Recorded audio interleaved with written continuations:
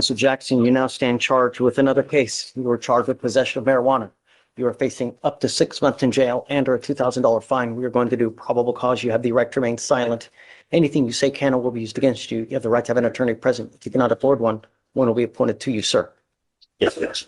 On January 18, 2025, the officer observed the defendant's vehicle traveling 78 miles per hour in a 60 mile per hour zone, have an expired registration, and failed to maintain financial responsibility on Interstate 45. The officer noticed a prominent odor of marijuana trailing the defendant's vehicle, and a traffic stop was initiated. The officer observed the defendant to be in the driver's seat with a black bag and a female to be in the front passenger seat. The defendant rolled down the passenger window, and the officer observed a cloud of smoke emitting from the vehicle with an odor of marijuana. The defendant was asked to step out of the vehicle with the black bag. The black bag was opened, and the officer observed a clear jar with a green leafy substance known to be marijuana based on training experience, along with a digital scale and individual baggies. The defendant was searched for weapons, and the officer found more packages of marijuana inside his private area. The weight of the marijuana was 1.82 ounces. And Your Honor, if I could adjust probable cause. Okay. Your Honor, so while I don't dispute the reason for the stop here, I think there's a couple things that stand out. So there is a alleged smell of marijuana that comes from the vehicle, and then an alleged cloud of smoke that comes from the vehicle as the windows are open. So first off, the officer doesn't specify whether this is a cloud of course, burnt marijuana, which I would assume, or vaped marijuana, because those are two very different things with two very different distinct smells. Additionally, if the officer is pulling them out and looking for marijuana and he has this cloud, then he would be looking for burnt marijuana, right? So he would be looking for a roach. He would be looking for a blunt. What he does is he looks inside of a plastic bag. If we have embered marijuana or we have a lit blunt, it's certainly not going to be in a plastic bag without the smell of burning plastic. Additionally, the marijuana that is found in the bag is in a sealed glass jar container, something that would not emanate a smell because a glass jar is essentially smell proof. In this instance, I think we have an officer who went too far with the search, because we have Mr. Jackson here who did not admit to possessing marijuana, did not admit to this being marijuana. The statute, of course, requires that this has to be marijuana, and we know we have the issues, of course, with the hemp bill. But Your Honor, if you're not aware, you can go into any head shop, purchase flowered hemp, open it, and it smells, looks, everything about it is identical. I understand, to marijuana. and that, yes, I agree with you for a beyond a reasonable doubt standard, but here, this is just mere probable cause, right? There's a good stop, goes to the car, smells marijuana, there's a plume of smoke that comes out. Not only that, Sean, he signed an affidavit that he wasn't going to drive. He's not supposed to be driving regardless. And I get the driving aspect of it, but I don't see how a cloud of marijuana from burnt marijuana gets you inside of a plastic bag. At that point, it becomes a fishing expedition as opposed to looking for the actual contraband, which he suspects that would be in the vehicle. I don't know. I mean, I think that there's certainly enough to go forward. Beyond a reasonable doubt, I don't know. But this is just a probable cause standard, which is the low stand, So I understand. I'm going to find that there's probable cause to go forward with your case, Mr. Jackson. I ordered you not to drive. He's a driver in this car. Boom. Just like that, he's headed back to jail. He signed a no driving affidavit, gave his word to the court, and then got behind the wheel anyway. That's not a misunderstanding. That's a direct violation. And Judge Fleischer doesn't treat broken promises lightly. This isn't really about a traffic stop. It's about credibility.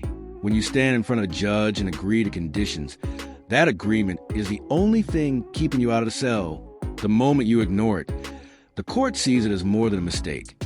It's a challenge to its authority. Fleischer's reaction is immediate and deliberate. No theatrics, no drawn-out lecture. Just action, because in a courtroom, consistency is power.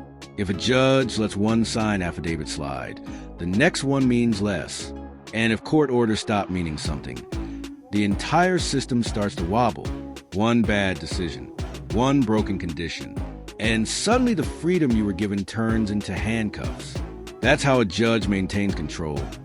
Not with volume, but with consequences. Booking your bond goes with you. Sorry, Sean, but he promised us he's not going to drive. He signed an affidavit. He knows. He knew. And Your Honor, will a new bond be set? And if so, can we get that amount set? So I'll leave the first bond as is. The first case, I'm going to do it at 5,001. Okay. So first case, 5,001, and then the new case, of I'll course, would be leave the bonded out first as. one or the second one as is, though.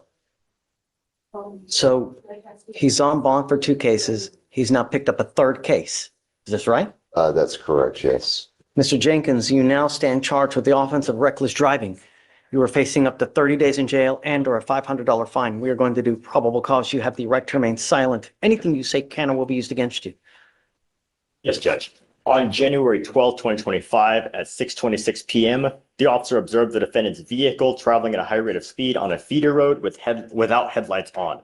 The officer checked the speedometer and it read 80 miles per hour while the defendant's vehicle was traveling faster.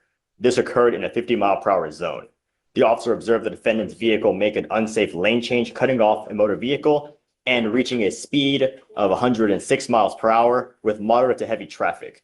The officer observed another unsafe lane change while attempting to catch up to the defendant's vehicle. A traffic stop was initiated and the officer made contact with the defendant, the driver of the vehicle.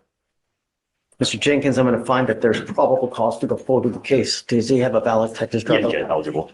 I'm now revoking your bond on the other 2 cases. You will go into custody with me because you picked up a 3rd case, sir.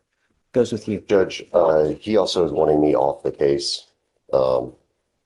So I didn't know if we wanted to I address wanted that. to have I'm not going to talk to you about this case. You have a lawyer. You need to talk to the Talk lawyer. about my two cases before that, sir. I'm not going to talk to you about this. We'll put you in back if you want. I can give you a new lawyer today. Anybody? I'll give you a lawyer, another. If you want to get off, and I'll provide you another lawyer. It's the 3rd case. Unacceptable. Here today because you wanted the bond conditions. Good morning, Mr. Barnes. Good morning. Sir Davis, You made it out. yes, I did. We're not asking for much, man. Just be careful, behave. Don't do anything you shouldn't do, Is those cases are still open in Fort Bend or what? The current case is still open in Fort Bend. It's still pending. Your next court date is down there. This on March, not all the cases are open. One of them still open. Paul Two's representing him. I talked to Paul yesterday and it's set for sometime in March. I can't recall the exact It's date. okay. Have we done PC on this yet or no? We haven't done anything because he was in custody. Right. Okay. So we're going to do probable cause. You have the right to remain silent. Anything you say can or will be used against you. I just want to see if there's enough to go forward on your case. I don't know what happened. Okay, Alex, please. Yes, Judge. On September 4th, 2024, the officer observed a hand-to-hand transaction between the driver of a parked vehicle and another individual. The defendant was a passenger in the vehicle, and the officer approached and smelled a strong odor of marijuana.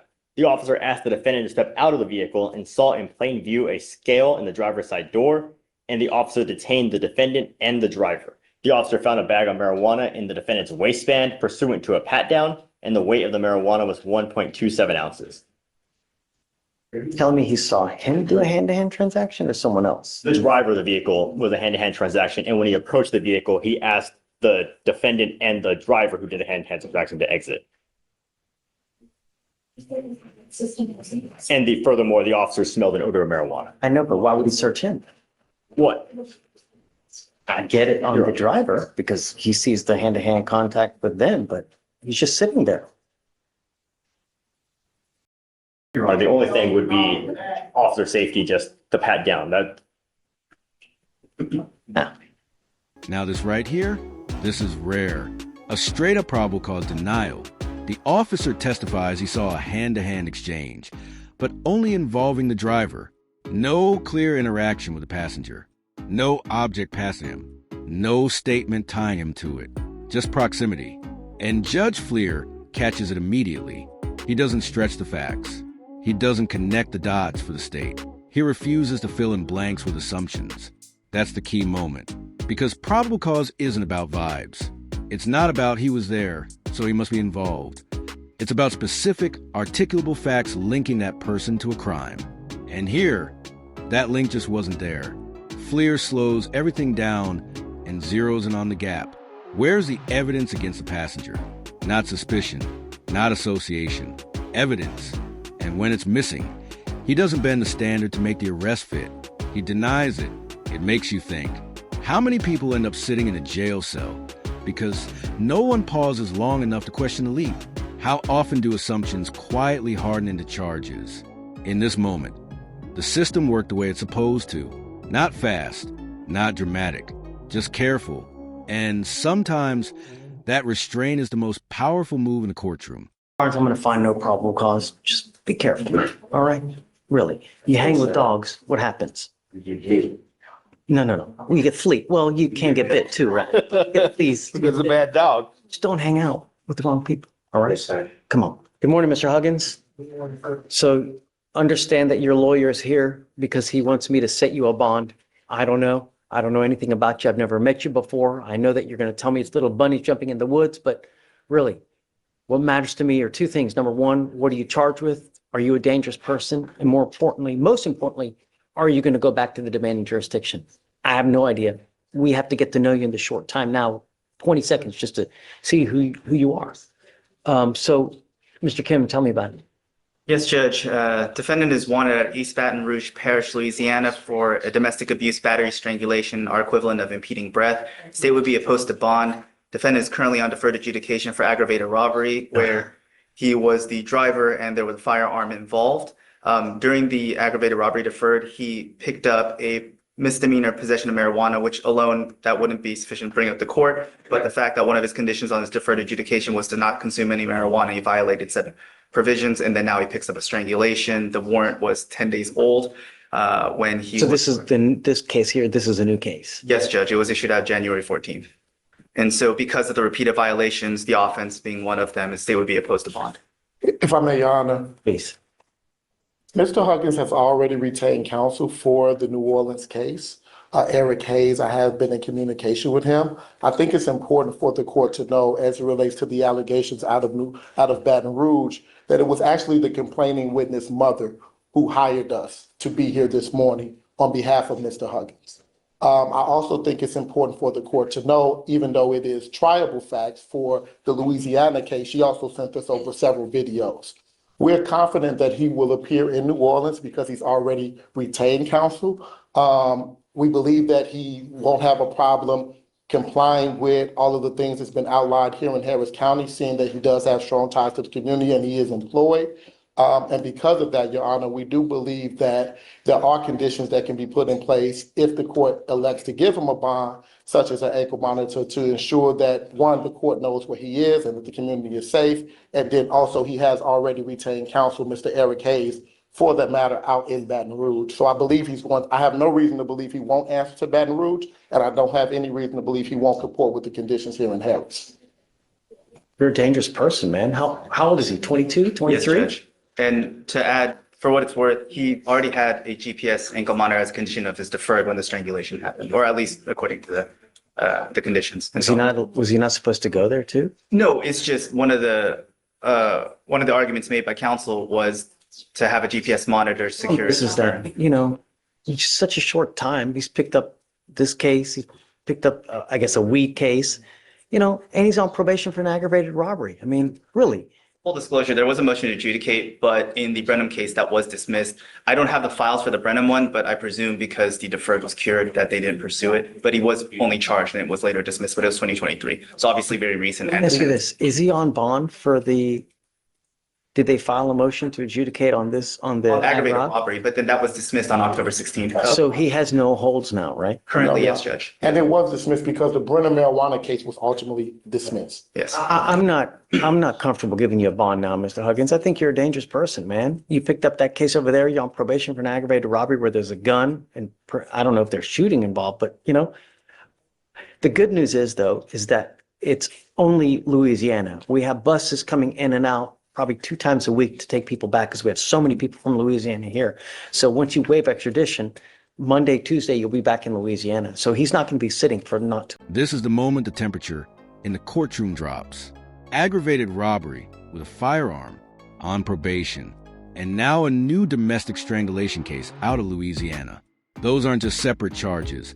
That's a pattern forming in real time. The judge isn't casually flipping through paperwork. He's connecting dots.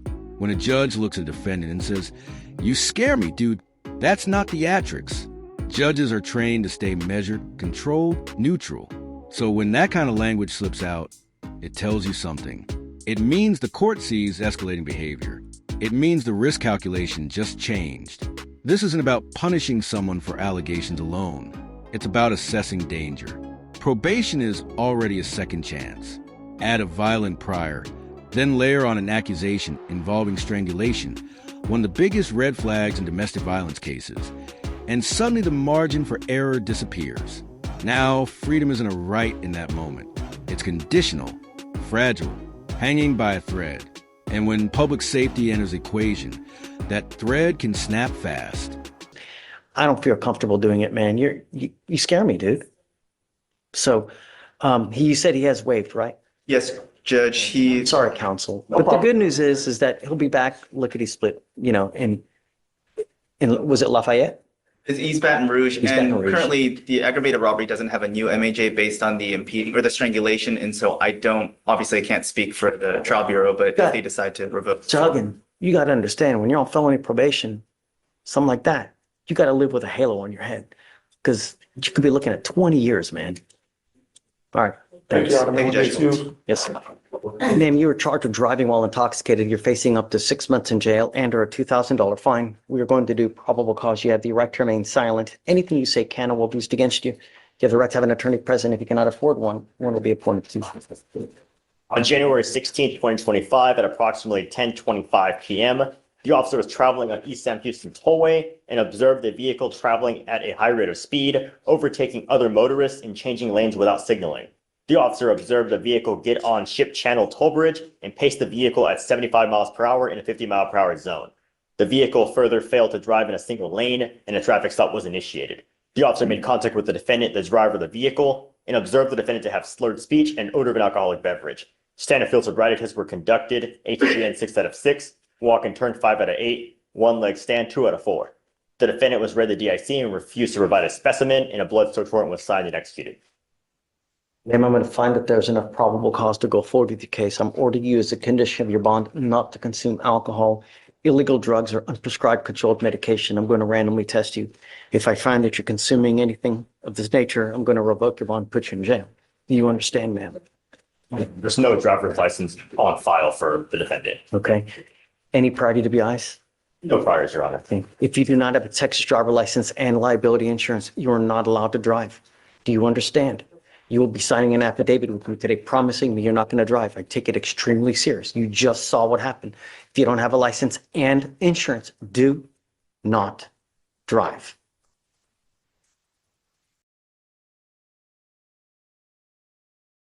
Would you like to apply for a court-appointed lawyer, ma'am? Okay.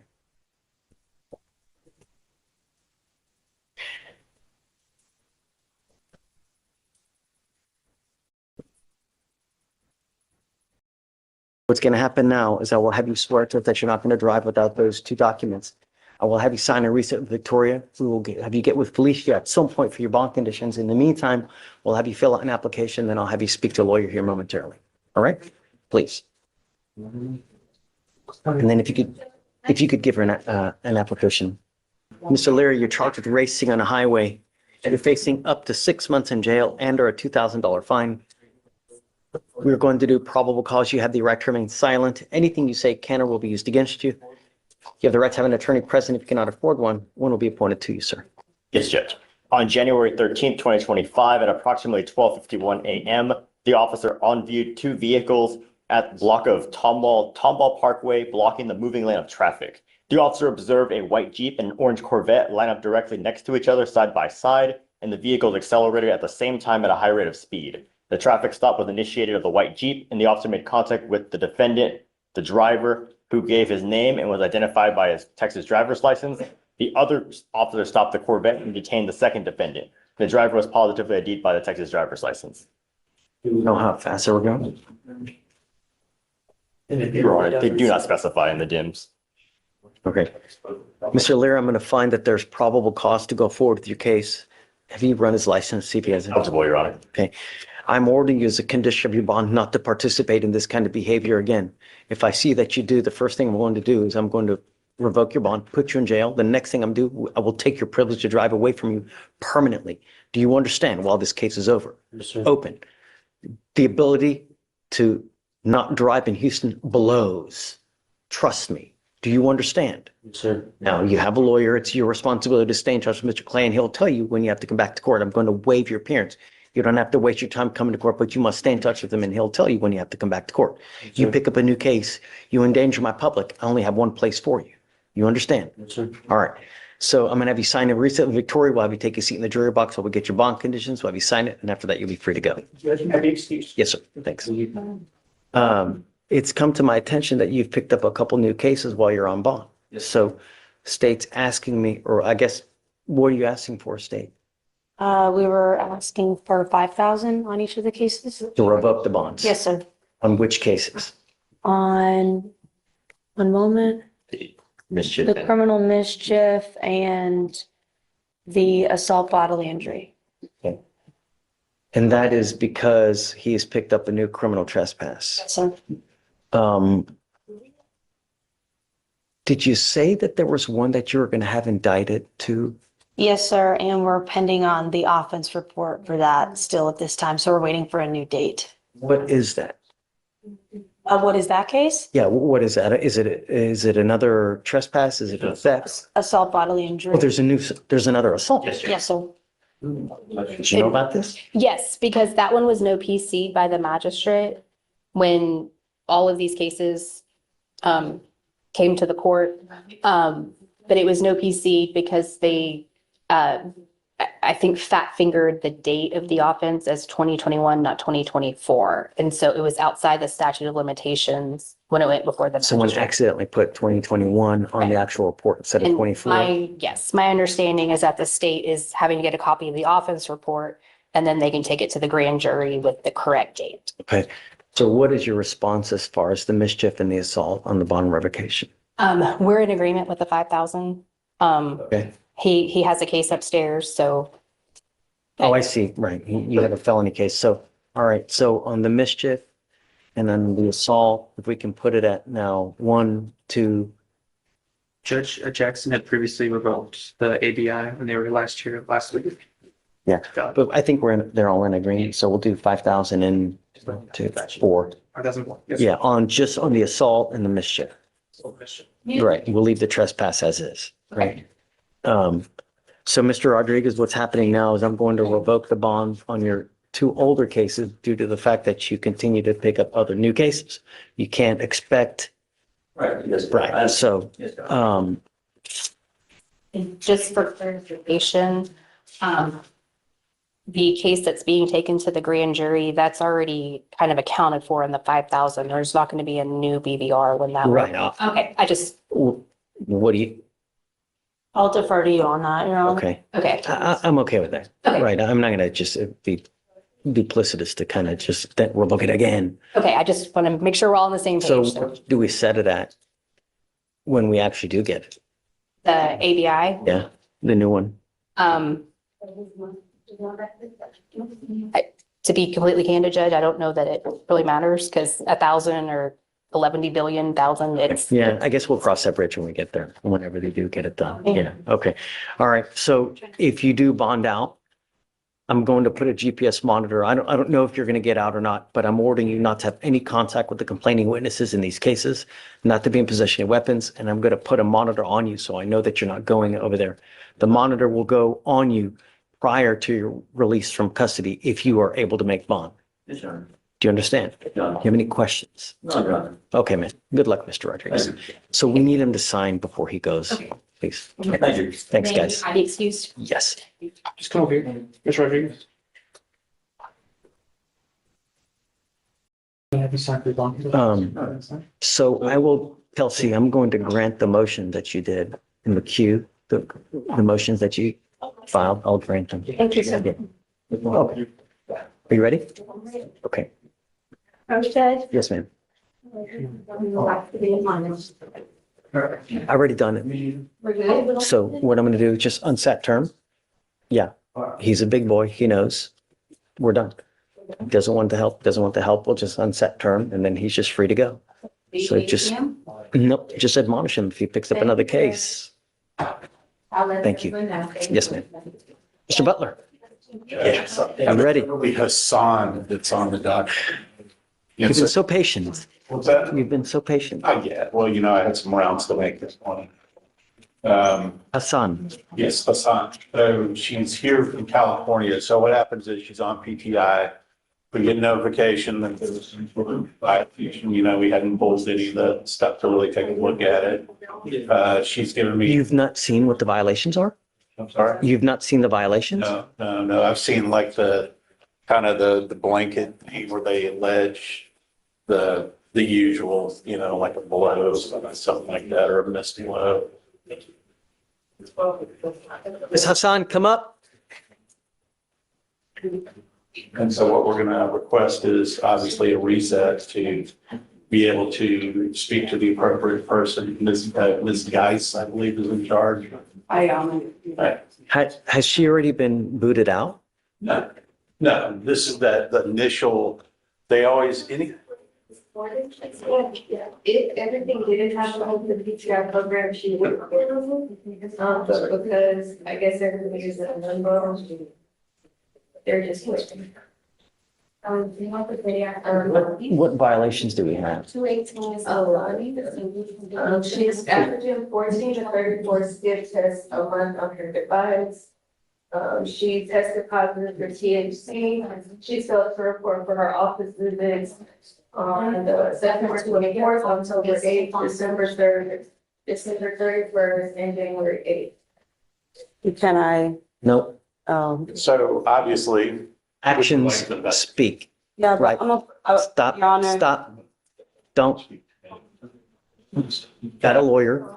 I'm so passionate about this. If I could, Judge, we would request a reset. Let me get all the. So, but I'm now going to put an ankle monitor on her so I know that she's not consuming. I'll pay for it. Did you fly? I did fly. Did she fly on an airplane with that? I would assume so. But she's on bond in this court. She's skipping tests that she's not supposed to be doing. I'm putting a scram monitor on you. That's it. I do have an. Guys, you talk over there. You're on bond in this court. Okay. And I will travel as well with the monitor, but I did have an issue last time I came with the DUI machine. It stopped working because I traveled out of state and I was ordered to pay a whole new device, turn it in, and I had to wait a whole week without testing because of that problem. So I just don't want to run into that same problem with the ankle monitor. So when you have issues, you're supposed to contact the provider immediately and let them know, hey, I've got an issue. You go to where they are, right? And there are devices that they're global. You can go all over the globe. They use, Wi-Fi or whatnot, so that it doesn't matter where you are. You can be in Abu Dhabi. You're still able to use the device, and the device can go internationally. There's just, if you know that that's a lifestyle you have, that's the kind of machine that you get. So regardless, I'll give you, the case is 400 days. I will give you some time, right? Tell me, how much time do you want? I don't know, like 3 or so weeks, or, Done. Because everything else in the way, but, and then can we wait for appearance, the next setting? Well, I don't know yet, because if they deny it, then we need to figure out what we're going to do. Figure something out. Yeah. So, like she and I haven't really had the time to sit down and just really go through, like obviously she's very passionate about what happened and. So amending your bond conditions, you will get a scram ankle monitor now. If I find that you're consuming alcohol, and I don't care what it is, I don't care if it's mouthwash, I don't care if it's a tequila lollipop, I'm going to revoke your bond. Do you understand? Yeah. Can you run her license to see if she has a license? Yes, Judge, I'll run it right now. Today, At what time? later in the evening, like around 6, 7. So Judge, her flight leaves today at 6 p.m. She's going to go now. We'll get her in now. Get it done like. Right now. Okay, right. Your Honor, it appears to be a valid California license. As long as you have a valid license and liability insurance, then you can drive unless, well, no, you're not allowed to drive without an interlock. So you have to have the interlock. I'm not driving right now. I'm just telling you what Okay. the expectation is, so that, I don't want to have to revoke your bond. You have to know what the expectations are. Now, okay, so we'll give you whatever time you want. At the next setting, Because your case is old and because of their violations, I'm not waiving your appearance anymore. If you get her back in to the program, I guess at that point, we don't leave her here, right? I'll waive it. But if it's denied, then she's got to come back here so we can resolve it one way or the other. Okay, I'll just file a date for it. Just let me know. Yeah. Okay. All right, man. Good luck. Ms. Fair, you are charged with assault bodily injury. You are facing up to a year in jail and or a $4,000 fine. We are going to do probable cause. You have the right to remain silent. Anything you say can or will be used against you. You have the right to have an attorney present. If you cannot afford one will be appointed to you, man. Yes, Judge. On January 3rd, 2025, the officer was dispatched to a disturbance at a residence in Harris County, Texas. Upon arrival, the officer met with the complainant, who knew the defendant as his sister-in-law. The complainant stated the defendant came to his residence shortly after a verbal dispute with his child's mother, and the defendant arrived and told the defendant told the complainant to come outside and meet with her boyfriend. When the complainant stepped outside, he was assaulted by the defendant by a closed fist to the back of the head. The complainant stated the defendant continued to strike him in the back of the head before he began stumbling down the stairs. The complainant was then assaulted by an unidentified black male while still being assaulted by the defendant and the defendant's sister. The defendant was gone on arrival but was contacted via a public service by the officer and was ordered to return to the location. Did the other person get arrested as well? It appears there is a connected case, Your Honor. The sister was also arrested. So we have 3 co-defendants or No, 2 just co-defendants? Yeah, just the sister, Okay. Your Honor. Do we know of alcohol or any kind of, There's no allegations, Your Honor. I see that she's on probation as well. Ms. Fair, I'm going to find that there's probable cause to go forward with the case. I'm ordering you as a condition of your bond not to consume alcohol, illegal drugs, or unprescribed controlled medication. I'm also ordering you not to be in possession of weapons, not to have contact with the complaining witness in this case, and not to be in contact with any of the co-defendants. Do you understand? Yes? Okay. If I find that you violate these conditions, I'm going to revoke your bond. I'm going to put you in jail. I'm going to protect my community at all costs. You understand, ma'am? You need a lawyer, ma'am. Okay. Ms. Fair, I need you to fill out an application for me. I'll provide you a lawyer after that. Don't violate these conditions. Do you understand, ma'am? Okay. Please, we'll have you sign a reset. You'll get with Fleischer for your bond conditions, and then we'll have you fill out an application. I spoke with the complainant and Ma'am, hold on. Come back up. he's no longer living, he still has the lease to the residence of the 1180 Grant Road, but he's not living there anymore because the co-defendant lives there. He's actually living at his sister's residence, so if we could get a restriction, like a. Sure, just provide it to Felicia so she knows, and then we'll put that in the order as well, that she's not to go to this location. Yeah, Judge. Okay, okay, ma'am, please. Mr. Johnson, you're charged with theft. You're facing up to 6 months in jail and or a $2,000 fine. We're going to do probable cause. You have the right to remain silent. Anything you say can or will be used against you. You have the right to have an attorney present. If you cannot afford one, one will be appointed to you, sir. Yes, Judge. On January 17, 2025, the officer was dispatched to the theft of a motor vehicle at a residence in Harris County, Texas. The officer made contact with the complainant, who advised that his truck was stolen off the property at 12:42 p.m., and the complainant showed officers clear footage of the theft, where the officer observed 3 white males exiting a motor vehicle, one suspect going under the hood of the complainant's vehicle and getting in the passenger seat, and another suspect drive the motor vehicle off the property. The officer got the suspect's motor vehicle's license plates, ran that license plate through Lens, and got an address. When the officer arrived at that address, he observed the motor vehicle used to commit the theft in the driveway and knocked on the door and met with all parties inside the home. All subjects matched the subjects on surveillance, and the defendant had the same clothes as in the footage. The second defendant admitted to driving the motor vehicle and showed where he dumped the vehicle, and the complainant's vehicle was recovered. The first defendant, Mr. Johnson, admitted to helping the second defendant steal the motor vehicle.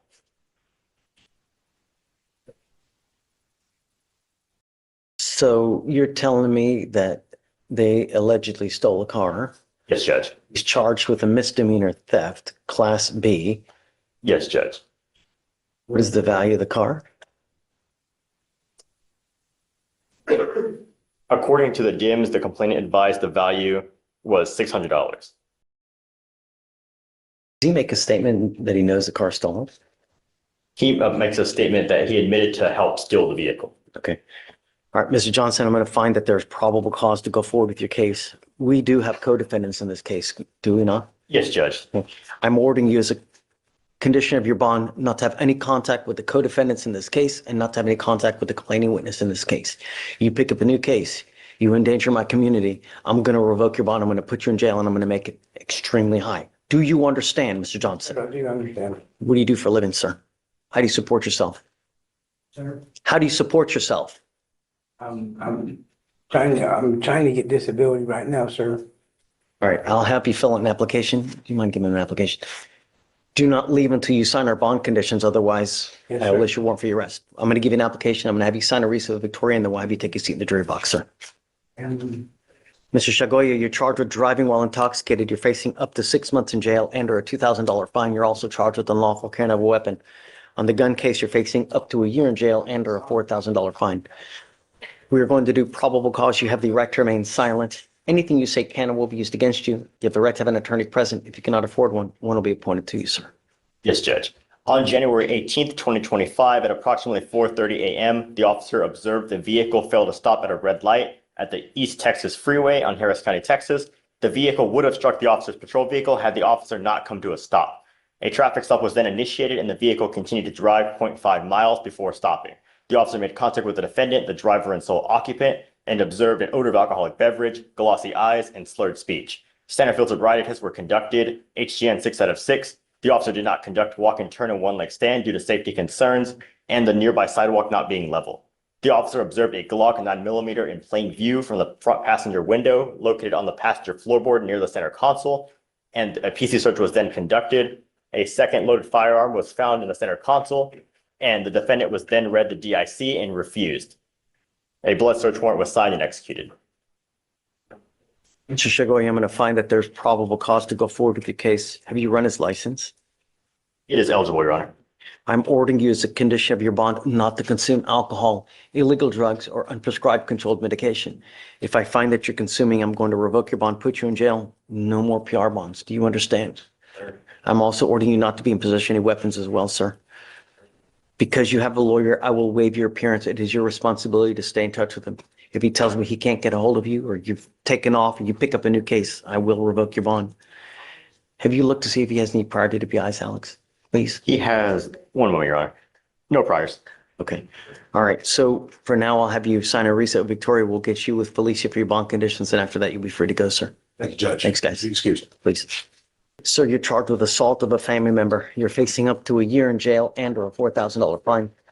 We're going to do probable cause. You have the right to remain silent. Anything you say can or will be used against you. You have the right to have an attorney present. If you cannot afford one, one will be appointed to you, sir. Yes, Judge. On January 17th, 2025, the officer was dispatched to an assault. Upon arrival, the officer met with the complainant, who stated she and the defendant have been in a dating relationship for 11 months.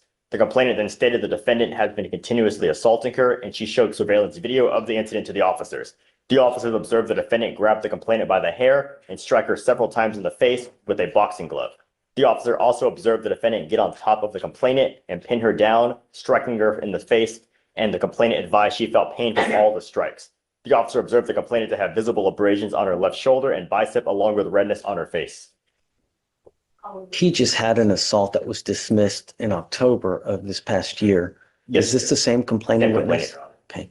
Mr. Marquez, I'm going to find that there's probable cause to go forward with your case. I'm ordering you now as a condition of your bond not to have any contact with this person whatsoever.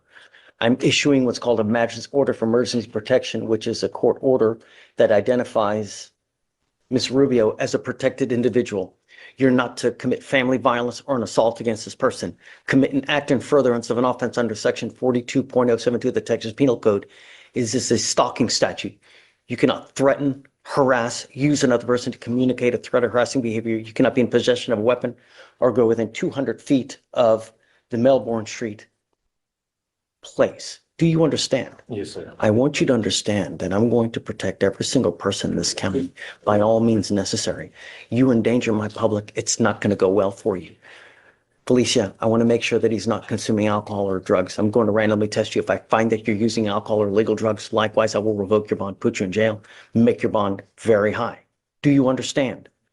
Yep, Judge, the milk was signed last Friday. It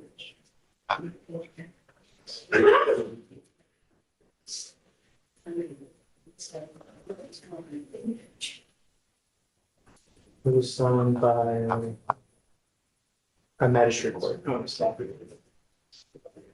the 18th, or last Saturday, actually. You scroll all the way to the bottom. Okay. So it looks like a protective order has been issued. I would get to know it because if you violate this protective order, the state can and will file a violation of protective order. That is the capital murder of misdemeanors. Do you understand, sir? Judge, the magistrate also did order a GPS device that was, Yep. installed prior. I'm okay with that. I have it on, sir. Did you want do you need a lawyer, sir? Okay, so you don't want a court-appointed lawyer then? Okay, I'm gonna have you sign a reset. After that, we'll get with Felicia for your bond condition. After that, you're free to go. Don't violate these conditions, Mr. Marquez. It's not gonna go well for you. Do you understand? Okay, come on.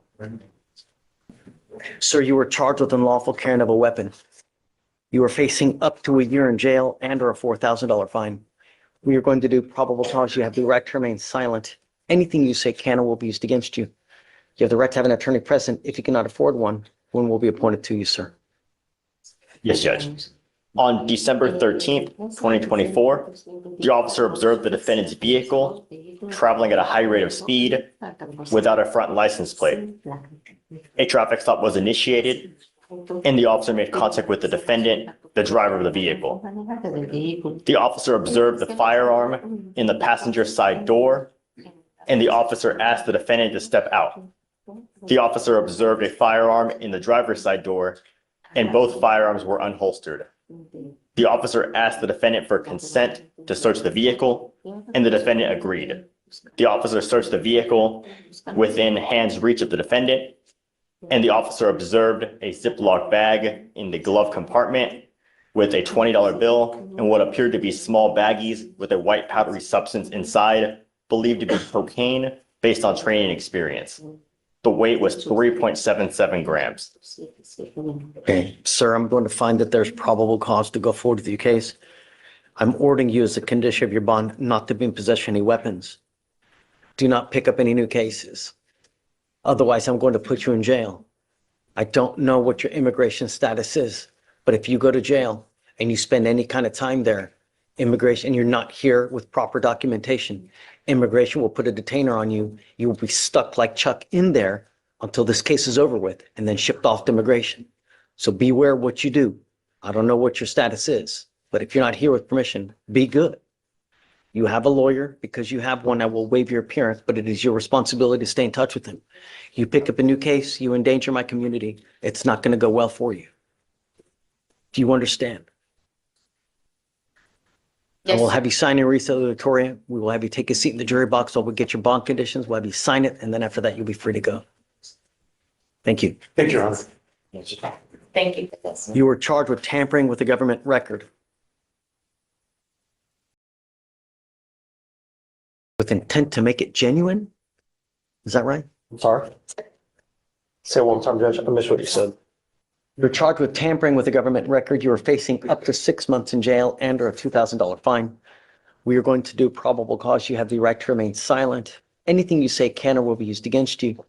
You have the right to have an attorney present. If you cannot afford one will be appointed to you, sir. Yes, Judge. On January 16th, 2025, the officer observed the defendant's vehicle with a paper license plate on North Freeway, East Service Road. The officer ran the license plate, and the license plate came back with no record. The officer observed the license plate was a copy and did not have required security features. A traffic stop was initiated, and the officer made contact with the defendant, the driver of the vehicle.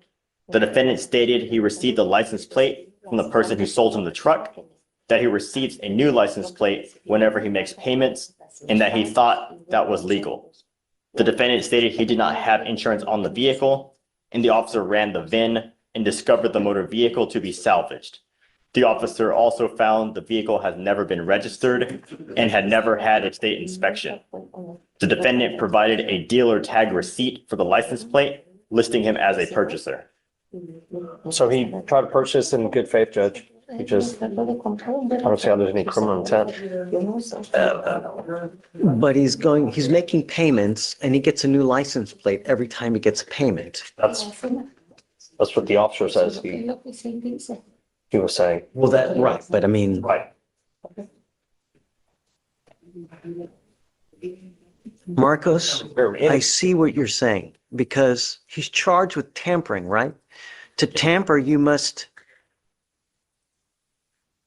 I know, let's pull the code. Right. Because I mean, do you have to make a willing? But you negligently or recklessly. An alteration, so to speak, you know? Let's see.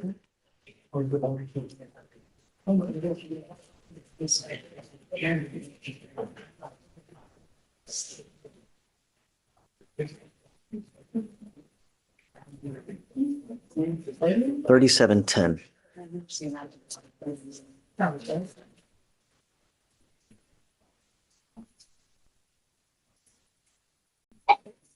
Bless you. No, that's. Oh.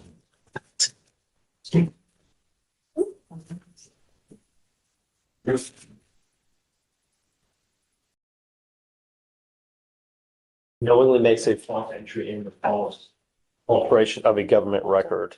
A person commits, if he knowingly makes a false entry in or false alteration of a government record, makes, presents, or uses any record, document, or thing with knowledge of its falsity with intent that it be taken as a genuine government record. Your Honor. I think that is what they're probably relying on in this case. If I may, as the information alleges, it's subsection 6 where it possesses a governmental record with knowledge that it was obtained unlawfully. So. Well, he doesn't know it was obtained unlawfully, even from. Well, hold on. That's your burden, right? Yes, Judge. And in this case, we would show that reasonable certainty by his obtaining it every time he makes a new purchase and obtaining it from the person who obtained the vehicle rather than from the government. So it would be through that. When I go buy a new car, though, they give me a tag. You know what I mean? So at some point, yes, you're supposed to get something like a license plate from, I guess, a state, you know, from the state authority, right? They give you the license plate, but here. They give you the paper plate, and you assume that they're going to do all the paperwork behind the scenes. They send it to the government, to the state agency. Then the state agency sends you the metal plates. If this had been like maybe a month or two that he'd purchased it, perhaps. But if we're talking that he's had this car for like a year, then I don't think that's reasonable. I don't think that's a reasonable argument to make. So. And I don't know how long this car purchase. Let me see, Your Honor.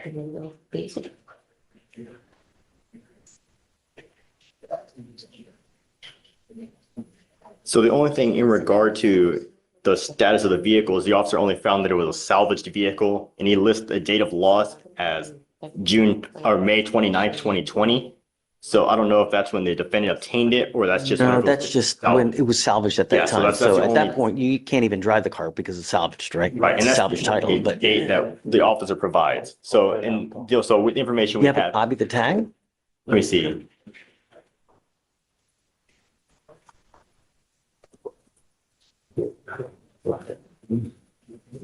So the buyer's tag lists an expiration date of February 5th, 2025 and lists the vehicle of the 2007 Chevrolet and it doesn't list. It should say like a date of purchase, right? Why don't we do this? Look. So it says it expired February 5th, and this happened on January 16th, and I just asked him when he bought it. He said it was about a month and a half ago. And I said, how many? So let's do this. Show me. Let me give you more time. Let me just do a little bit more diligence. Okay. All right. We'll come back, but let me burn through all this because I didn't think it was going to take this much time, but we'll revisit. Okay. Yes, yes. So Mr. Montalongo, you're charged with 2 cases. You're charged with assault of a family member. You're also charged with terroristic threat. Both of those you're facing up to a year in jail and or a $4,000 fine. I'm going to tell you now, you take off on me again, I'm going to make your bond so high you'll have hair falling out. Do you understand? As it stands now, your case is 1,289 days old on one. The other one is around another 2 years old as well. I'm assuming probable cause has been found already. I would like to take up probable cause, Your Honor, on the terroristic threat one, if we can. Okay.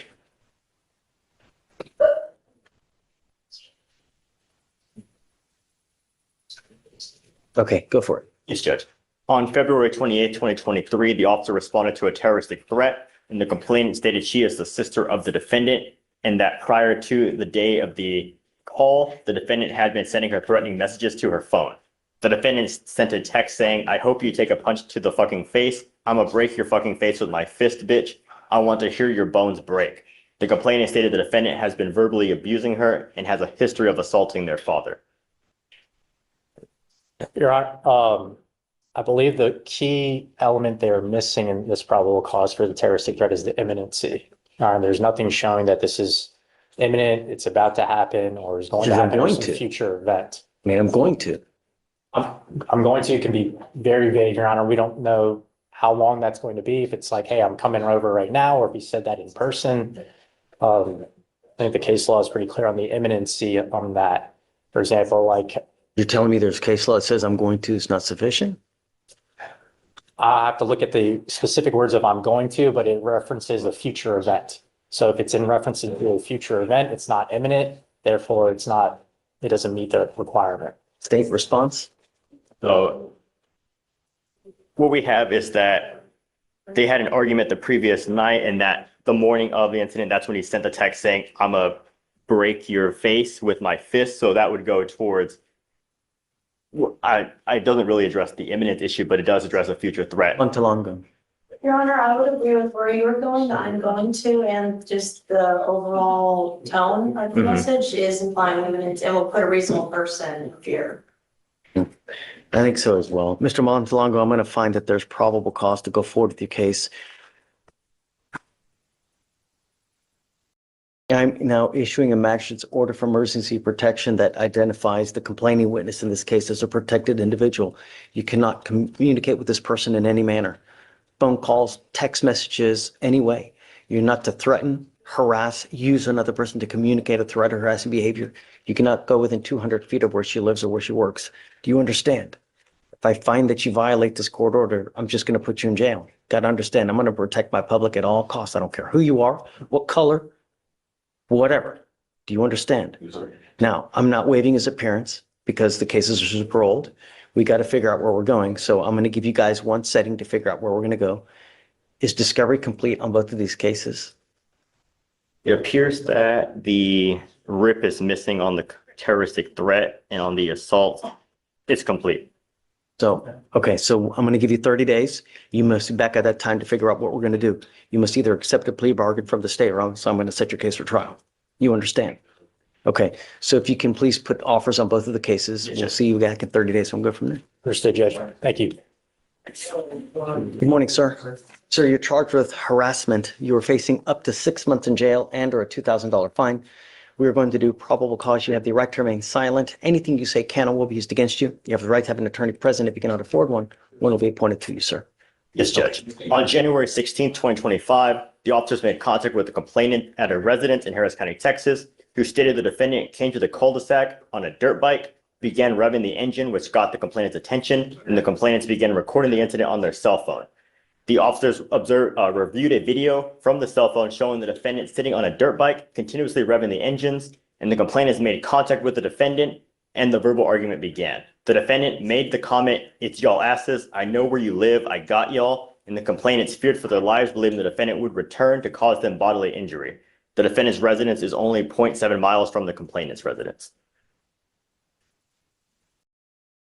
Judge, I think the facts are going to show this stems from a confrontation that the neighbors had with his children, and that there's more context to the alleged threat that explains that.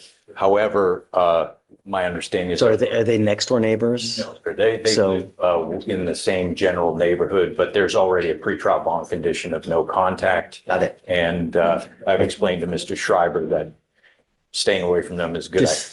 Really, that's all we're asking you to do. You know, you've got a great lawyer. Listen to him. He'll take care of you.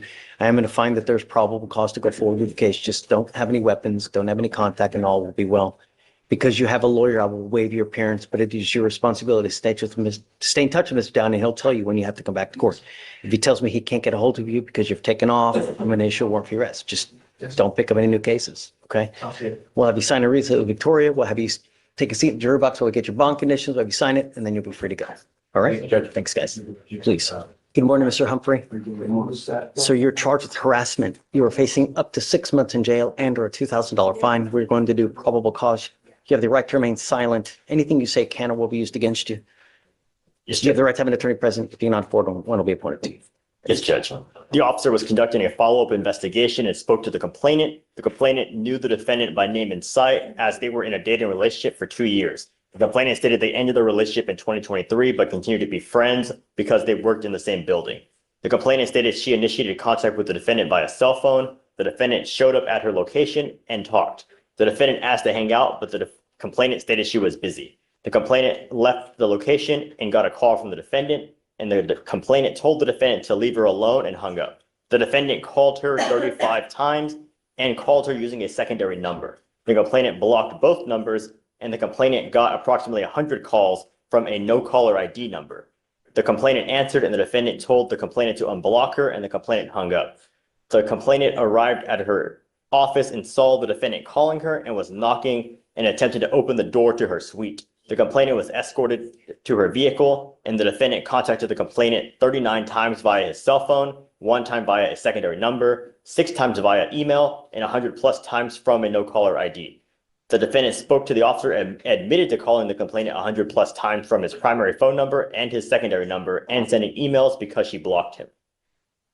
Mr. Humphrey, I'm going to find that there's probable cause to go forward with your case. You're on bond for murder. You now picked up a harassment case. You're lucky to be out on bond. Now you picked up a new case. I mean, really. I'm ordering you as a condition of your bond not to have any contact with the complaining witness. I'm going to put a GPS monitor so I know you're not going anywhere near this person. I will protect my community at all costs. Do you understand, sir? You're not to consume alcohol, illegal drugs. I don't want you going within 1,000 feet of where she lives, where she works, no weapons. You know, life is really short. It would really suck to spend the next 50 years in a 6x9 box. There's so many fish in the sea. It's not worth it. You know what I mean? Really. Move on. Just life's way too short. Really.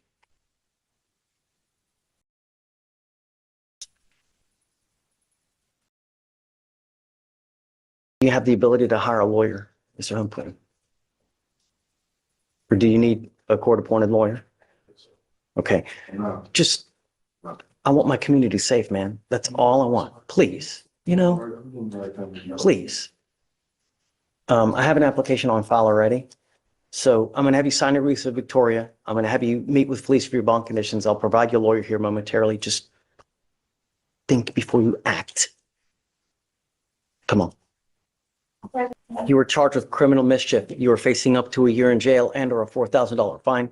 We're going to do probable cause. You have the right to remain silent. Anything you say can or will be used against you. You have the right to have an attorney present. If you cannot afford one, one will be appointed to you. Your lawyer is here with you on Zoom so that you know you're not alone. Yes, Judge. On June 24th, 2020. Hold on. Yes, Judge.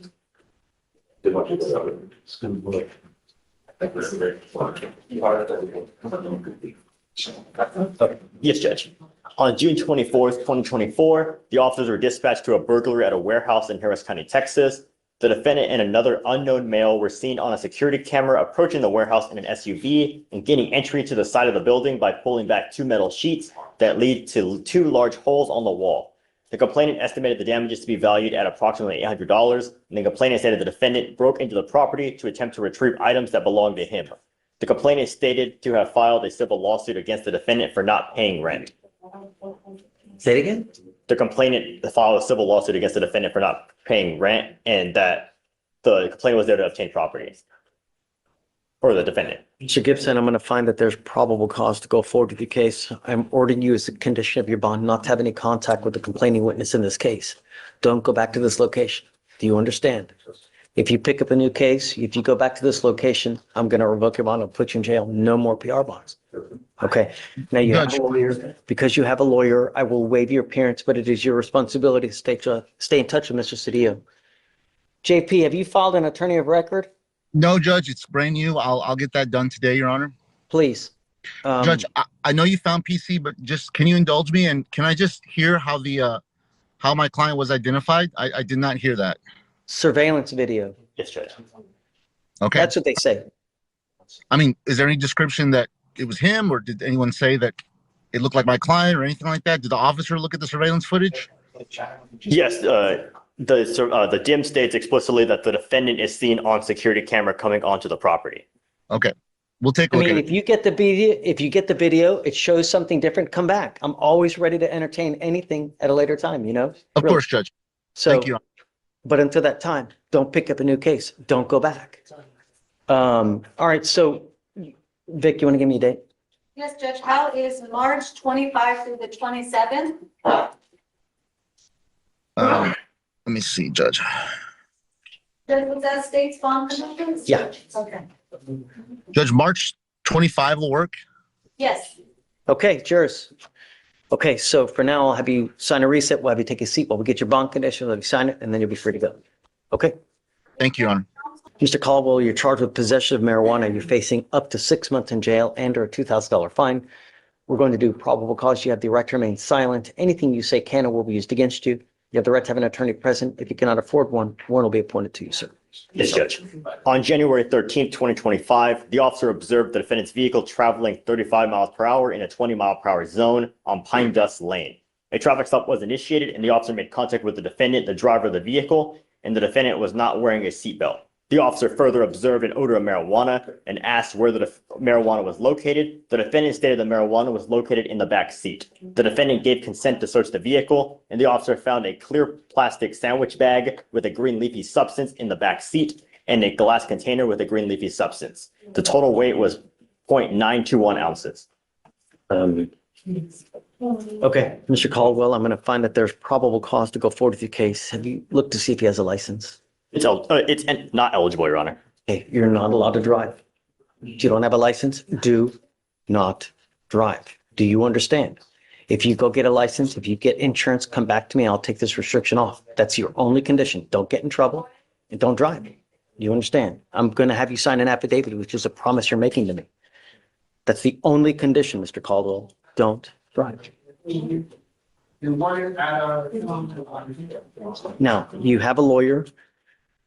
Remain in contact with him. I'm going to waive your appearance. You don't have to waste your time coming to court, but you must stay in contact with him. If he tells me he can't get in contact with you, I will revoke your bond. Just don't pick him a new case and be good. All right? Come on. Thanks, Mr. Cole. Ms. Newton, you now stand charged with 2 more cases. You're charged with another theft case. You're also charged with failure to identify oneself to a peace officer. You are facing up to 6 months in jail and or a $2,000 fine. On both of those cases, we are going to do probable cause. You have the right to remain silent. Anything you say can or will be used against you. You have the right to have an attorney present. If you cannot afford one, one will be appointed to you, ma'am. Yes, Judge. On January 17th, 2025, the officer was dispatched to JCPenney's regarding a theft or shoplifting. The officer made contact with the complainant, a loss prevention employee, who stated the defendant, Newton, and a co-defendant, Woods, entered the store, selected several items, put the items inside a personal bag, and exited the store, passing all points of sale without paying for the concealed items. The complainant stopped the defendants outside and escorted them back to the loss prevention office. While at the office, the defendant identified herself as Christiana Ray to the officer. An APHIS search came back to reveal the defendant's real name with an outstanding warrant out of Harris County, Texas. The total value for the items was $268. She has a theft from December of 22, a theft from June of last year, and now 2 more cases. Was she on bond for either of these cases when she picked up the 2 new cases? Let me see, Your Honor.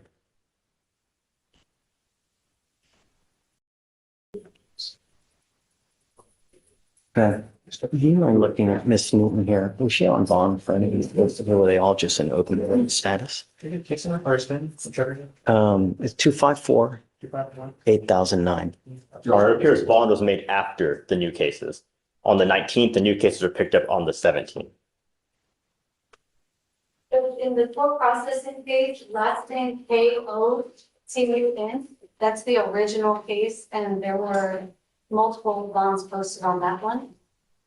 A GOP and a surety, and then these other cases got picked up.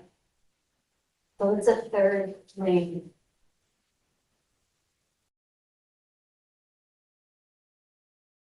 On the 251, it appears she posted bond only one time on the 19th of this month.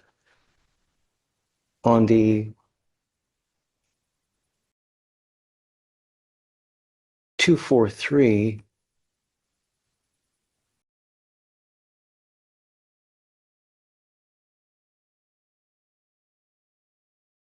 Yes, Judge, on the 243. that's the one that was the in GOB. current status, right? Yes, Judge. Where are all those from? So the theft cause number 243 was a Dick's Sporting Good. So Dick's, and then 251 theft was a Sephora, and then the most recent theft was a JCPenney.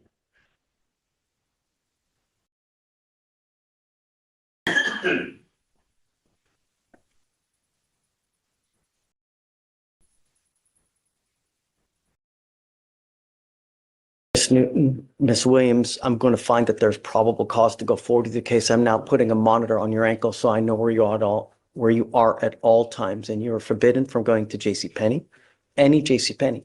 You're forbidden from going to any Sephora. You're forbidden from going to any Dick's Sporting Goods. If you pick up a fifth case, I tell you now, your bond is going to skyrocket. Do you understand, ma'am? Would you like to apply for a court-appointed lawyer, ma'am?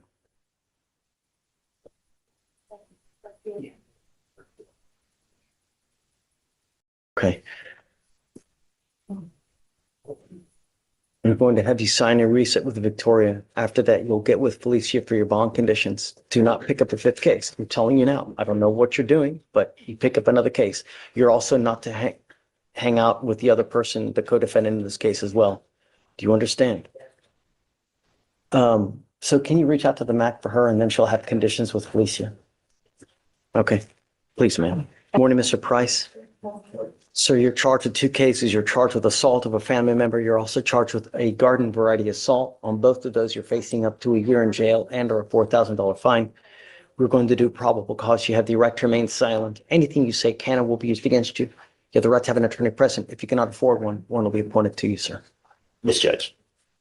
The complainant, Terrell, and the defendant were in a previous dating relationship. The defendant followed complainant Terrell into a bathroom of a bar and began to slap complainant Terrell multiple times in the face, struck complainant Terrell with a closed fist multiple times in the face, and grabbed complainant Terrell by the throat, but did not impede breath. The defendant would not allow the complainant to leave, and complainant Asher, friends with complainant Terrell, walked into the bathroom. The defendant struck complainant Asher in the face with a closed fist. Who? So complainant Terrell is the AFM and complainant Asher is the ABI. Terrell, is that a... That is a dating relationship. Got it. Okay. Mr. Price, I'm going to find that there's probable cause to go forward on both of your cases, and I'm ordering you not to have contact with either person. Do you understand? On the family member case,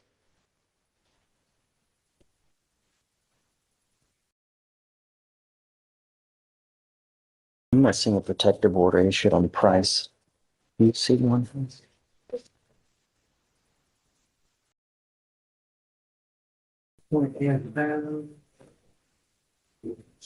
I don't see one file Okay. I'm entering now what's called a magistrate's order for emergency protection. This is a court order that identifies Ms. Terrell as a protected individual. You cannot commit family violence or an assault against this person. Commit an act in furtherance of an offense under section 42.072 of the Texas Penal Code, which is the stalking statute. You cannot threaten, harass, use another person to communicate a threat of harassing behavior. You cannot be in possession of a weapon or go within 200 feet of the Pierwood Drive house. Do you understand? If you violate this court order, the state can and will file a violation protective order against you. It's one of the worst cases you can pick up. So you're also not to have contact with the complaining witness in the assault case and not to be in possession of weapons as well. We're going to file these conditions. You'll need to sign it.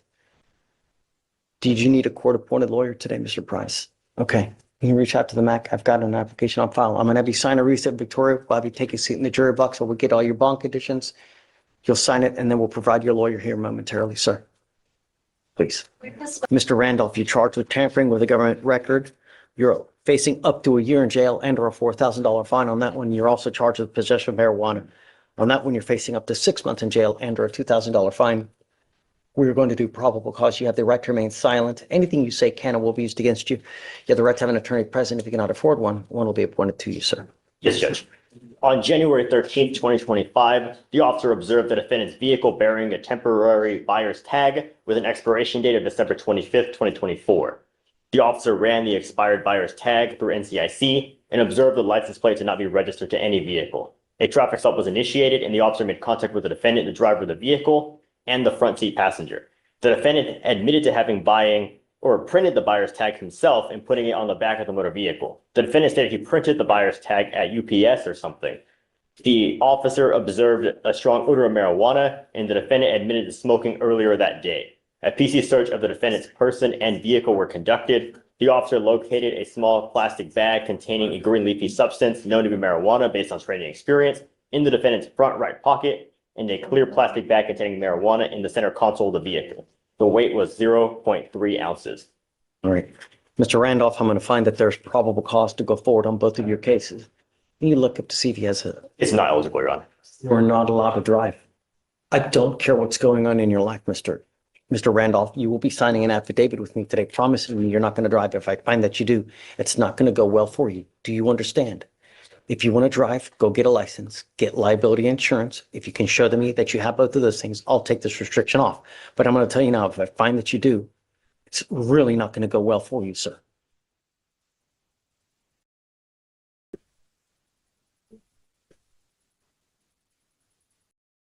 Did you need a lawyer today, sir? Okay. Let's see. Show file. I need you to fill out an application for me. I can provide you a lawyer today. Above all else, in the short life that we have, do not drive. This is an affidavit that you're going to be promising me you're not going to drive. Do you understand? All right, come on. Ma'am, you're charged with driving while intoxicated. It's elevated to a Class A misdemeanor because of the high blow. You are facing up to a year in jail and or a $4,000 fine. We're going to do probable cause. You have the right to remain silent. Anything you say can or will be used against you. You have the right to have an attorney present. If you cannot afford one, one will be appointed to you, ma'am. On January 18th, 2025, the observed the vehicle failing to drive in a single lane on West Grand Parkway in Harris County, Texas. The defendant was swerving in and out of 2 lanes and came close to crashing into another vehicle in the next lane. A traffic stop was conducted, and the officer made contact with the defendant, the driver of the vehicle. The officer observed disorientation, a moderate odor of an alcoholic beverage, and slurred speech. The defendant could not provide ID or insurance, and the officer observed an open container of alcohol on the floorboard next to her feet. The defendant stated she had not consumed alcohol, and the officer observed slow movements and unsteadiness on her feet. Standard filter brightings were conducted, HGN 6 out of 6, walk and turn 8 out of 8, one leg stand 2 out of 4. The defendant was read the DIC and consented to breath. The results were 0.290 and 0.294. So are you telling me that she had alcohol in the car while she's driving? There was an open container on the floorboards. Did you put any other indicators like it's cold? Or No, Your Honor. Ms. Keys, I'm going to find that there's probable cause to go forward with the case. I'm ordering you as a condition of your bond not to consume alcohol, illegal drugs, or unprescribed controlled medication. Do you understand, ma'am? I'm going to randomly test you. If I find that you're using, I will revoke your bond, put you in jail, ma'am. No more PR bonds. Have you run your license, Alex? I'll run it right now, Your Honor. Please. And any prior bias? There are no priors, but there is a pending one out of Austin County, it appears. She has a pending DWI in Austin County? Yes, Judge. I'm ordering you as a condition of your bond not to drive any vehicle whatsoever for any reason. You will be signing an affidavit with me today promising me that you're not going to drive.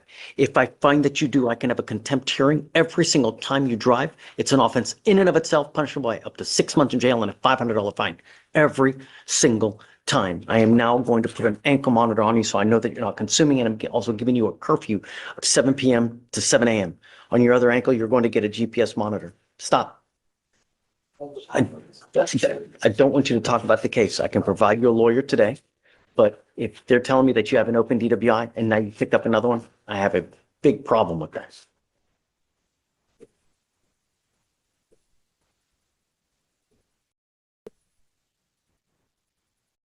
I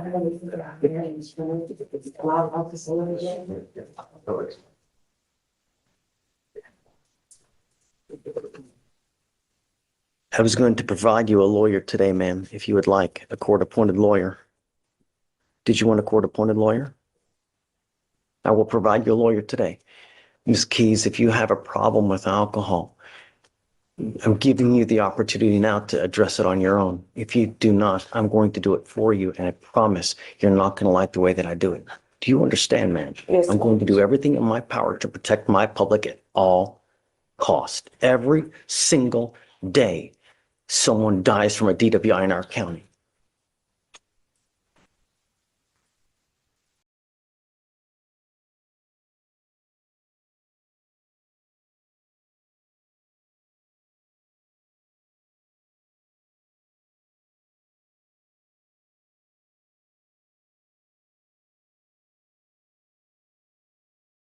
I need you to fill an application for me, and, or you know what, hold on a second, maybe I have.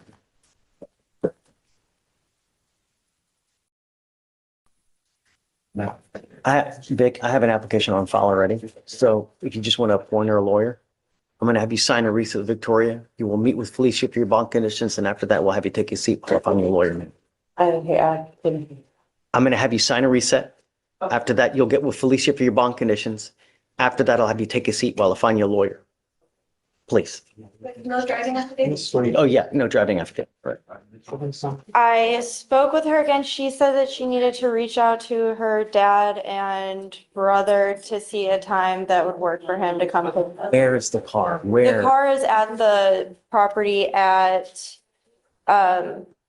Is it in the, like, you know, apartment complexes have outlying lots. They have lots that are inside of a gate. You need a code to get in to get the car. She didn't say where the car is? I know the address of where the car is. I don't know exactly what type of property it is. Can we do an in run around this, Judge? If you'll allow exemption for me to do all the middle manning, I'll just go and pick up the vehicle. I'll get it. I'll talk to them and Okay. get it somewhere. And you're an officer of the court. I trust you. You know, find out where the car is exactly so he knows exactly where to go get it. Hopefully it's not in a complicated place where he's going to have to talk to them, because I don't want him to talk to them. Of course, I you won't know? be communicating with them about anything from him, just for him to Yeah. get the. So let them know that he's not to talk to them. If he goes and tries to talk to them, I'm putting him in jail, right? Yes, Judge. Just to get the car, that's it, and I get the middleman, right? Yeah, of course you can. I mean, you're the go-between. Yes, Judge. Okay. Okay, Thank you, Your Honor. for sure. Will we need to redraft that? You can just finish on it. Let me see what it says. Hold on. But technically, if I'm doing it, I guess it's still no contact. So what I'm going to do is I'm going to edit this to say this. It says, do we know what day he wants to go back? I don't know if that's, I'll have to sort all that. That's why I'm saying there's gonna be some contact about, is there a gate code? Where is it? When? So I need to, Because he's got 3 days from the date of that letter, right? When was that letter? I think it says until the 25th. Okay, just remind me. Okay, so I'm going to put here, defendant has until 1:25 to go get his car from the above listed address. Defendant is not to have any contact with the complaining witnesses and no weapons as well. So he's going to be the middleman to figure out where that car is for you to get it. You get it and you go. Don't dilly-dally. Don't try to talk to them. If someone comes, just get it and go. Make sure you have everything with you. They're probably going to maybe want insurance. Don't bring an insurance card. You know, it's like when you go pick up your card at your car at like an impound lot. You need your insurance card. If you don't have insurance, they're not going to give it to you. Make sure you come with the keys. You got your insurance card, everything, so that you know. You understand? Yes, sir. Okay. All right. We'll have you sign this. So you know what you can and can't do. Yes, sir. All right. Okay, good. Come up, sign it. We'll let you go. Thank you. Okay. And thank you, Thank you for your patience. JP. No. Thank you. You're doing great. Sorry, Mr. Pons. I'm just, The affidavit she said she didn't feel pain. I don't know. All I know I'm is telling that you. That's why I'm up here. Challenging you. The PC on that one?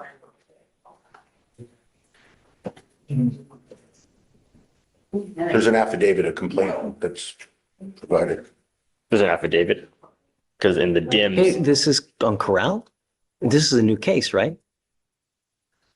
It's a complaint. So it happened in October 2024. How did it get an affidavit here so quick? Because it's a complaint. The officer's affidavit on the complaint. He states that she stated she didn't feel any pain because she was fighting him as well. But you said that you did feel pain. Read the complete DIMS. I wouldn't, or that's the problem, is the DIMS is maybe contradicting or inaccurate or different from the affidavit that I'm talking about, that the officer filed with the complaint. So the complete DIMS reads, the complainant stated she did not feel pain at the time of the incident since she was fighting the defendant off of her, and that the officer observed the complainant shaking and crying, and the officer said, due to his training experience, I know being grabbed and bruises being left on her body causes pain. So according to the full DIMS, the complainant didn't say she felt pain. She said that she didn't feel pain at the time of the incident because she was fighting the defendant off of her. And that's what the full DIMS states. And the officer, based on training experience, saw the bruises on her and being grabbed and squeezed and came to the conclusion that it caused pain. It could also be the exact, that what she said was, I was shaking and crying because I was fighting him. She's the one that says that. I mean, I get it. Like at the time, you're in the stress of the excitement, so you're not feeling it. But then after. That's not what she said though, or that's not what stress going on.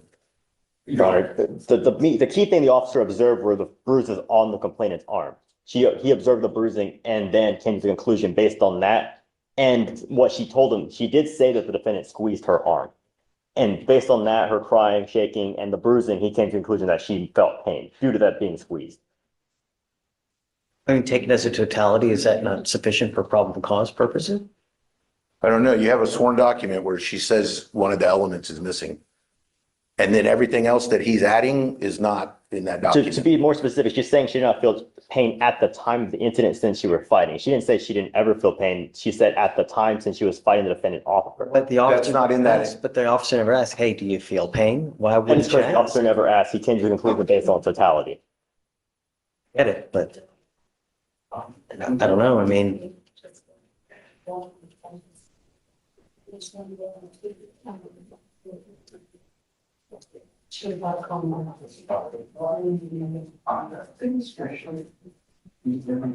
I need to look up case law. I'm not sure. I don't know if that's enough. Because I mean, it's such a low standard for probable cause purposes, you know? I mean, I get that you're saying that it's not allegedly pain as an element, but taken as a totality. I guess you're saying taking as a totality. I'm saying that's a lot of speculation about stuff that's not in the DIMS or in the affidavit. Like you're making all these connections state. I'm making the officer made the connection. He said in the DIMS, due to my training experience, I know being grabbed and bruises being left on your body causes pain. So Right. he made that connection. You don't operate on hunches. Right. And she's also stated that I was fighting him. So that could be because of her I fighting. mean, here's the deal. Like if I find no PC, right, they may just re-indict it though. That's fine. You know? That's their. Kelsey, Yes, sir. did you see what's going on? So in this case here, the officer never asks her, do you feel pain? He assumes she does just because of bruising on her arm. And because I guess they're in the stress of the excitement. So at the time she doesn't feel pain, but after a while, he assumes that she feels pain because of bruising on her arm. And on body worn camera, he never says, we don't know. But I mean, this is a probable cause hearing. We haven't seen it. So he wants me to find no PC. If I do though, right. And this is where legal precision takes center stage. The officer saw bruising, saw tears, and from that, assumed pain on the surface. That might feel logical, but the alleged victim explicitly denied being in pain, explaining she fought back. That detail matters, because in criminal law, assumptions don't fill in missing elements. Probable cause isn't about vibes. It's about statutory boxes that must be checked, element by element, if the charge requires proof of pain, and the only evidence offered is an inference drawn from appearance. That gap can't just be glossed over, and that's where the judge steps in. Fleer isn't dismissing emotion. He's demanding structure. He's reminding everyone in the room that the law isn't built on what seems right. It's built on what can be articulated, supported, and legally established. That kind of discipline might frustrate people who want swift action, but it's also what protects the innocent. When courts start filling holes with assumptions, standards erode fast. Precision isn't technicality, it's protection. Well, if there are visible injuries, we can go from there. But he's saying that, I mean, if it were like blood, like some kind of tearing of the skin, that's one thing. But bruising, is it possible to get a bruise without feeling pain? Yeah, I do it all the time. If you fall downstairs and you're embarrassed more than in pain, you might be crying or shaking because you're embarrassed or excited, but it's not because of you injuring yourself down the stairs. But Your Honor, that also ignores that she did say the squeeze itself. He mentioning a fall, but in this case, we do have a specific statement about a squeeze. She doesn't say that she's in pain because of the squeeze. So if we play it out in front of a jury, you would always have that statement saying at the time she didn't feel pain. Whatever you said contradicting that, that's fine, but it would not take away that statement that eliminates an element. So maybe a grand jury might find it different, but based on that DIMS, they have someone saying, I didn't feel pain. I think that's kind of like. And Your Honor, I will say at the time, we don't have the full OR. So if you want to find no PC, we can revisit it. If we want to re-indict it, we can. Okay, all right, I'll find no PC. All right.